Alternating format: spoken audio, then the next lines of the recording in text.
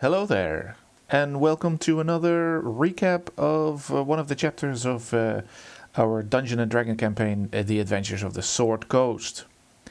I hope you enjoyed the last one, where Isaac and Ashley were discussing what happened during Chapter 4, and you might have noticed from the other episode that there is much less or barely any footage of the whole episode, like maps and characters and all that kind of stuff. And maybe that has been done for a reason, because we have our website. I'll put it down in the description. It's called www.dansimworld.nl. You'll see it right here on screen. And if you go to Dungeons and Dragons, here you will find all the information regarding the podcast. You can go to different chapters, and then it will tell you what the chapter is about and what kind of enemies and maps and NPCs you will find in there. You can click on them, and it will direct you immediately to the maps that are being used, the enemies that have been encountered. So also for this particular chapter, which is called Chapter 5, Celebration. Need to be honest, with this chapter, I wanted to surprise the players a lot. I wanted to have twist on twist on twist. Very much inspired by Game of Thrones, when Game of Thrones was still good, the first couple of seasons. Starting from season 5, it went downwards. 5 was still okay, but nonetheless... So there's a couple of things that's going to happen here that in my eyes were very unsuspected. Like you could feel that something was brewing, but how it would turn out, it definitely turned out how I would wanted it to be. So I hope I made you curious for this one. It's one of my favorite chapters from very much of the beginning of the campaign. And I hope that you're going to enjoy it as much as I do. So I'm going to let Isaac and Ashley come in the picture again, and they will take you along Chapter 5, Celebration. Okay, so we've got this transcript you sent in, right? And it's from a Dungeons & Dragons game. Yeah, a YouTube video, actually. Right, a YouTube video, and the title of this particular episode is Celebration. So, should be fun, right? Mm-hmm. But before we get into Celebration itself, there's a lot that happens before that, and it kind of leads up to this whole thing. Yeah, it was like the calm before the storm. You know, they're coming off of this big victory, and, you know, it seems like everything's going to be great. And then it all goes wrong. Well, let's back up a little bit and talk about this victory, because it involves clearing out the Red Brand hideout, right? Yeah, exactly. So this adventuring group, Ara, Sifan, Dios, and Inna, they've been tasked with basically dealing with the Red Brand problem in Phandalin. Mm-hmm. And so they go into the hideout and they find some interesting stuff. Okay. They encountered this creature called Enotic Bacher, which is, I guess you could say, kind of cute. In the video, they describe it as this kind of docile creature, even though it's, you know, got claws and fangs. Yeah. But it doesn't seem to be aggressive. It's just kind of there. Okay, interesting. And they find something else too, right? Some kind of potion setup? Yeah, like a little potion-making workshop. And they also run into a rat. A rat? A talking rat? Well, not exactly talking, but it's an informant for this mage named Glassstaff. Okay, wait, so Glassstaff has a rat informant. Yeah, it's pretty wild. The rat actually warns Glassstaff that the adventurers are there, so he manages to escape. Oh, wow. So Glassstaff is like the brains behind the Red Brands. It seems that way, yeah. He leaves behind some treasure and a note from someone called the Black Spider addressed to a Yanu Albrecht. The Black Spider? Oh. Okay, so that already sounds ominous. And who's Yano Albrecht? That's not clear yet. It's one of those mysteries that I'm sure will be revealed later. All right, so we got Glassstaff on the run, Black Spider lurking in the background, this Yano Albrecht, we don't know who that is, but they managed to clear out the hideout. Right, and during that whole process, they learn about Kragma Castle. Okay. So that seems like it's going to be important later on. All right, so they secured the hideout, they got some info, but instead of heading back to Phandalin, they decided to take a long rest just outside of town. Yeah, which might not have been the best idea. Why? What happened? Well, while everyone's asleep, Dios, the warlock, you know, he wakes up in the middle of the night with this really bad feeling. Oh, no. And he's drawn to this plateau overlooking a lake. Okay, creepy. And that's where he meets Bizarre. Who's Bizarre? Well, the transcript describes Bizarre as a devil. Oh, wow. Okay, Right. so not just like a bandit or a Well, golem? no, this is a full-on devil. Red skin, big horns, golden rings in his ears. Okay. Bright yellow eyes like fire. Really imposing figure. So what does a devil want with Dios in the middle of the night? Well, it turns out they have some history. Oh. Bizarre is like, hey, where's all that wealth and riches you promised me? You know, like they had some kind of pact going on. A pact. Yeah, Dios had made a deal with this devil. Wow. So what did Dios get out of this deal? Power Bizarre even mentions how Dios's favorite Elijah Blast has improved. Elijah Blast.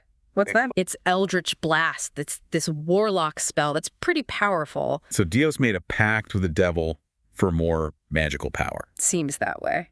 And Bizarre being a devil, you know, he's always looking for an opportunity. Of course. So he offers to enhance Dios's power even further, but this time he wants a share of Dios's earnings. So like a mob boss? Kinda. And what does Dios do? Does he take the deal? He hesitates at first, but yeah, ends up giving Bizarre half of his current gold, 135 gold pieces. Wow, that's a lot of gold. Just for like a temporary power boost. Well, it's not just any power boost. It's advantage on attack rolls for his Eldritch Blast until sunset. So he's going to be hitting his targets a lot more often. Exactly. And, you know, Bizarre being Bizarre, he doesn't just leave it at that. Oh, no. What else does he do? He starts planting seeds of doubt in Dios's mind about his companions. His companions. Yeah. Like Era and Sephin. Yeah, he's like, are you sure you can trust them? Hints that one of them might be obsessed with evil, even points the finger at Azara. Oh, wow. So now Dios has got this power boost, but he's also got all this suspicion and paranoia to deal with. Right. And just to make things even more unsettling, Bizarre reminds Dios that he's looking forward to their next meeting before he disappears. Poof. Just like that. Okay, so that's a lot to process. A pact with a devil power boost paranoia. What happens next? Well, the next morning seems peaceful enough at first. You know, Azara finishes meditating, Sephin wakes up. Right. But Dios is a mess. He's totally preoccupied with this encounter with Bizarre, and he's watching his companions super suspiciously. So the devil's words are really getting to him. Totally. And then we get this weird little moment where Sephin gives Inna 15 beaver pelts. Beaver pelts. Where'd he get those? We don't know. He just kind of gives them to her. It's a little strange. Okay, so then what? They finally head back to Phandalin. Yeah, and they start to share a bit more about themselves. Sephin reveals he's a trader from Neverwinter, deals in woodworks. Woodworks. Huh. Interesting. And what about Dios? Does he tell them about the devil? No, he doesn't mention Bizarre at all. But he does get curious about Sephin's magic. Right, because Sephin's clearly not just a simple woodworker. Yeah. Dios asks him point blank how he got his powers, but Sephin's evasive, just says he's got a sad history. Mm-hmm. Mysterious. And what about Azara? Does she open up at all? A little bit. She says she's an elf cleric raised by clerics from the Moonshine Isles and that she's looking for a higher purpose. Okay, so still pretty vague. Yeah. Then it's Sephin's turn. He finally reveals his backstory. Oh, this should be good. Yeah, it's pretty intense. He says he was an Aasimar general. An Aasimar, like a celestial being. Yeah, but his gods abandoned him in battle. So he swore allegiance to a new goddess, Fania. And what does this Fania goddess want? Righteousness. But Sephin says that sometimes that means violence and judgment against the unrighteous. Oh, boy. And who does he think is unrighteous? He says he's going to judge the mayor of Phandalin. The mayor, what, Harbin Wester? Yeah, when they get back to town. Wow. So this celebration they're heading towards might not be so celebratory after all. Yeah, things are about to get messy. Okay, so Sephin drops this bombshell about judging the mayor. How did the others react? Inna's not happy. She's worried about what will happen if they cause trouble in Phandalin. Right. She's seen this kind of thing go bad before. Yeah. Sephin, though, he doesn't care about local laws. He says his judgment comes from his goddess, so it doesn't matter. He's like a religious zealot. Pretty much. And Dios. What does he think? It's interesting. He says he actually believes in the justice system in Neverwinter, and he liked the mayor when he met him. Really? But he made a pact with the devil. I know, right? But he also says that he'll support Sephin if Sephin thinks the mayor needs to be punished. So he's trying to balance his own beliefs with his loyalty to the group. It seems that way. And Azara, what about her? She's quiet throughout this whole exchange, just watching and listening. So she's the wild card. We still don't really know what she's thinking. Exactly. All right, so we've got this conflict brewing over what to do about the mayor. But before they can really deal with that, they have some practical matters to attend to. Right. Diaz has all the stuff he needs to sell. From the Red Brent hideout. Yeah, and he's not keen on starting a fight with the mayor before he's unloaded all his goods. Makes sense. So they head into Phandalin, and the town's completely different now. It's lively. People are setting up for a celebration in the town square, music decorations. even a little stage being built. So they're being hailed as heroes for getting rid of the red brands. Yeah, it's quite a contrast to the tension within the group. Yeah. So Inna heads off to check on her woodworking shop, and Dios goes with her to make sure she's safe. Still a little on edge after everything that's happened. Definitely. And the rest of the group goes to the Lion Shield Coster to sell their loot. The Lion Shield Coster.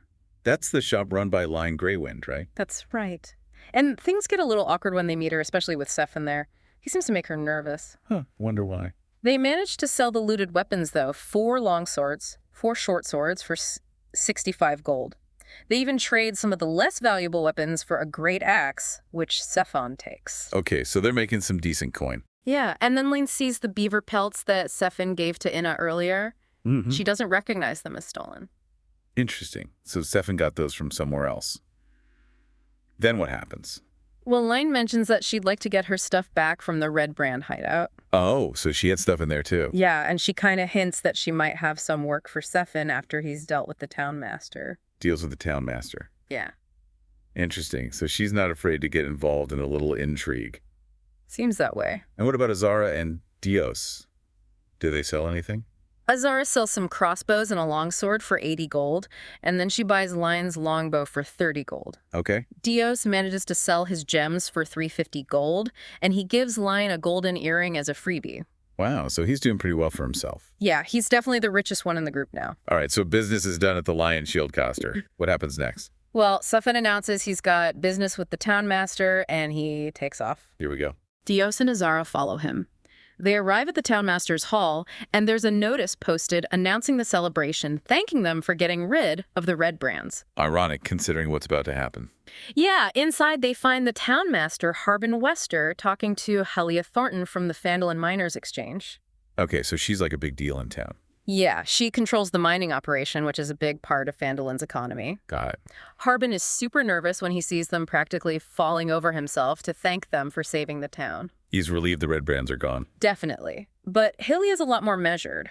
She mentions a 100 gold piece reward for dealing with the red brands. Ah, so she's the one with the money. Seems that way. So do they get their reward? Harbin wants to wait and present it at the celebration that night. Of course he does, but Azara's not having it. Nope. She wants the money now. Smart.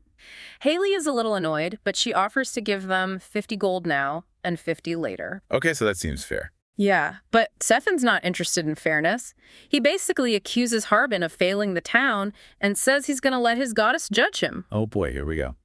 Helia tries to intervene, offers to talk to Sefin privately. To try and smooth things over. Yeah, but Sefin refuses. He's not backing down. So they have this private conversation anyway.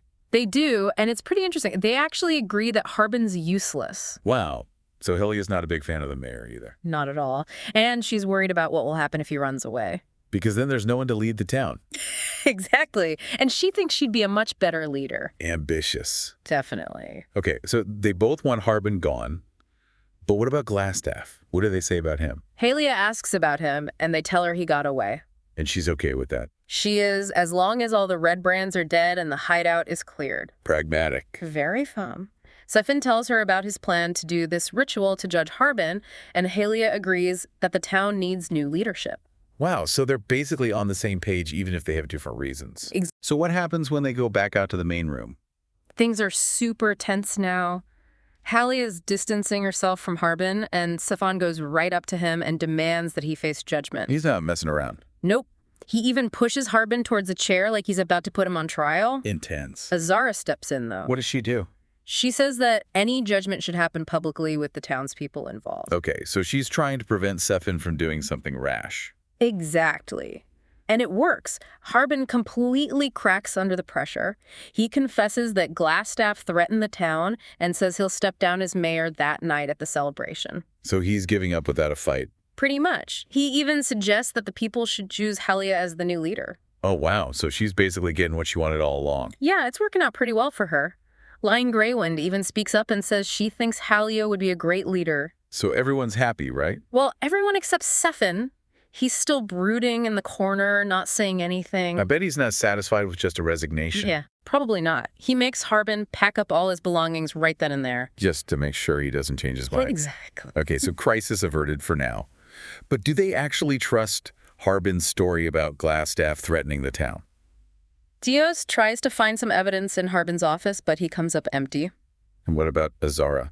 She tries to search another room, but it's locked. Helia stops her, says she has the keys, and they need to respect boundaries. Sounds like she's already acting like the leader. Yeah, she's definitely taking charge. All right, so they leave the townmaster's hall and head back out into the town square where everyone's getting ready for this celebration. Right, and they have no idea what's about to hit them. Okay, lay it on me. What happens at this celebration? Well, it starts out normal enough. People are gathering in the square. There's music decorations, Toblins serving drinks. The Dendar family is there even. The family they rescued? Yeah, everyone's happy and excited. Okay, and then what? Harbin makes his grand entrance onto the stage, flanked by 6 guards. He gives this whole speech about how he's failed the town, and then he introduces the heroes, invites them up on stage so Helia can give them their reward. It's all going according to plan. Right up until someone screams. Oh, no. Yeah, blood starts pouring out of Harbin's mouth, a knife appears in his neck, and the guard's standing next to him. The guard. Yeah, he transforms into Glassstaff. Glassstaff, he's back. And he's not alone. The other guards turn out to be Red Brands. They rush into the square surrounding the heroes and Glassstaff. This is a trap. Yeah, a perfectly executed one. What happens next? Chaos. People are running and screaming. Glassstaff announces that he's the new leader and he's going to burn Phandalin to the ground. He's gone completely off the deep end. Totally. And then the fight starts. So what happens? Dios tries to rally the townspeople? He does, but they're too scared. They run away. Understandable. Helia jumps into the fight, though. Really? I guess she's not just all talk. Nope. She actually wades into battle against the Red Brands. Wow. And Azara's wolf gwat. He's ready to fight, too. Okay, so they're outnumbered, but they're not giving up. Right. And Inna, what about her? She gets out of there as fast as she can. Smart move. Whoa. So how does the fight go? Not great at first. 2 Red Brands hit Dios, another one hits. Azara Helia manages to land a blow on one of them, and then Azara blasts a Red Brand with this powerful spell called Guiding Bolt. Okay, so she's taking out the trash. Yeah, Dios uses his Eldritch Blast, and thanks to Bizarre's power boost, he hits Glassstaff for a decent amount of damage. Nice. But then Glassstaff casts Mage Armor on himself, which makes him harder to hit. Oh, no! And then Sephan snaps. Snaps. He's furious that Glassstaff stole his chance to judge Harbin. He yells, "You took away my judgment," and jumps through a window. Through a window? Yeah, it's pretty dramatic. Yeah. He rolls really well on his athletics check. So he doesn't break his neck. Nope. He lands right next to Glassstaff, and then he unleashes this horrible spell called Inflict Wounds. Inflict wounds. His hands are glowing with this necrotic energy, and Glassstaff's body just starts to decay rapidly. It's brutal. Glassstaff dies almost instantly. Sephan just obliterated him. Yeah, and then things get even crazier. Even crazier than a devil and a vengeful Aasimar. Oh, yeah. A huge black shadow falls over the town, and this massive white dragon lands on the hill with a roar. A dragon? A dragon cryovane. Where'd that come from? No one knows. It just appears out of nowhere. So what does this dragon do? Does it attack? Oh, yeah. It lashes out with its tail scattering red brands and hitting Sephan, sending him flying through the air. It lands on Glassstaff's body and starts tearing it apart. Oh, God. Dios casts invisibility so the dragon can't see him. Smart. But then the dragon turns its attention to Azara. Azara. She's like a sitting duck. She manages to get behind the dragon, though sneaks up on it while everyone's distracted, and then she casts silence on it. Silence? What does that do? It creates a 20-foot radius where no sound can be heard. So the dragon can't hear anything. Exactly. Azara is hoping to disorient it. That's pretty clever. Sephan uses divine sense to figure out what kind of creature it is. It's bad news. This dragon is pure evil. Oh, great. And then Inna does something really stupid. Inna, what does she do? She charges the dragon with her sword. Oh, no.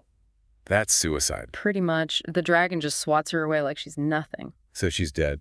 Well, Sephan manages to hit the dragon's foot with his axe. He's really going for it. Yeah, and Dios, still invisible, fires off another.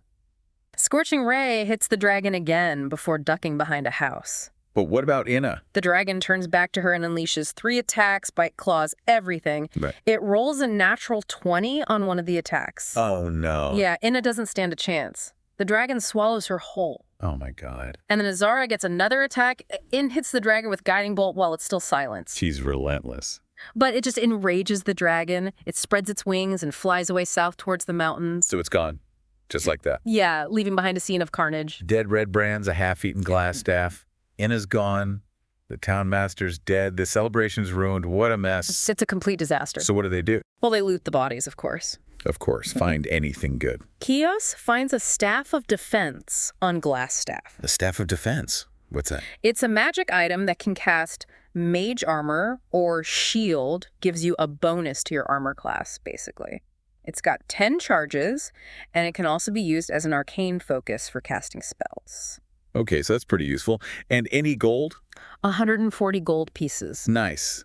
And the red brands? They find some silver on them, about 250 silver pieces total. So not a huge haul, but it's something. Yeah, they split it between Aradios and Sephan. And then what do? They go back to the town master's hall to talk to Halia. Helly is probably freaking out. She's actually pretty calm. She's glad they got rid of the red brands and drove off the dragon. So she's happy with their work. She is. She gives them the remaining 50 gold for the red brands and another 75 gold total to help with town matters. Because they're basically the town guard now. Pretty much. But what about the dragon? Does she have any idea where it went or why it attacked? Sephan doesn't think she's telling them everything. Sephan's suspicious. So what does he do? He tries to intimidate her, reminds her of what he did to Glassstaff. Oh boy. It works. Halia spills the beans. And The red brands are the least of their worries now. The white dragon Cryovane. It's a young dragon from the Sword Mountains. It's been dormant for decades. but now it's awake. Yep. And that probably explains why there have been so many orcs around lately. So they've got a dragon problem now. A big one. And Halia says they need to warn the surrounding areas. Of course. She gives them a bunch of tasks, actually. Tasks. Yeah, she wants them to find the rock gnomes of Gomard in the mountains. They might have some magical inventions that could be useful, 50 gold reward for any useful items they bring back. Okay. And she wants them to warn Shantaria, a midwife who lives on Umbridge Hill. She deals in potions, 25 gold reward if they make sure she's safe. Anything else? She's got some dwarven archaeologist friends digging in some ruins southwest of the mountains. They need to be warned of 50 gold for that one. So basically they're errand boys now. Yeah. Pretty much. But it's important stuff. They also learn about a goblin keep to the north and some undead to the northeast. They're not going to be bored anytime soon. Nope. So they decide to rest for the night at the local inn. After that day, I don't blame them. Azara and Dios have a private chat, though. About? The dwarven archaeologists, they think the ruins they're digging in might be the Wave Echo Cave. The Wave Echo Cave. Yeah. Isn't that what they were looking for in the first place? Yeah, the one with the Forge of Spells. So maybe Helia's quests are going to lead them back to their original goal? It's possible. Interesting. So what do they do before they turn in for the night? Seven checks on Sildar Hallwinter, asks him about Gundren Rockseeker and if he knows any Dwarvish. Sildar was with Gundren when they were captured, right? Yeah. And Dios and Seven talk about learning some new languages. Yeah, Infernal and Celestial. So they're already thinking about how to deal with the new threats. Definitely. So that's it, huh? The celebration turned into a nightmare. They fought a dragon, lost Inna, and now they got a whole new set of problems. Yes. Yep. The stakes have definitely been raised. Well, for those of you listening, I hope you enjoyed this deep dive into Celebration. It was certainly an eventful one. We saw a pact with a devil, a vengeful Aasimar, a dragon attack, and a whole lot of intrigue. And we're left with a lot of questions. What's going to happen with Dios and Bazard? Will Sephan's judgment ever be satisfied? Can they defeat a dragon? And what's going to happen to Phandalin now that Haley is in charge? So many questions, so little time. We encourage you to go back and watch the video, see these events unfold for yourself, and think about how this might all play out in the future. Will they find the Wave Echo Cave? Will they defeat Cryovane? Will they ever get a decent night's sleep? Only time will tell. Join us next time for another deep dive into the world of Dungeons and Dragons.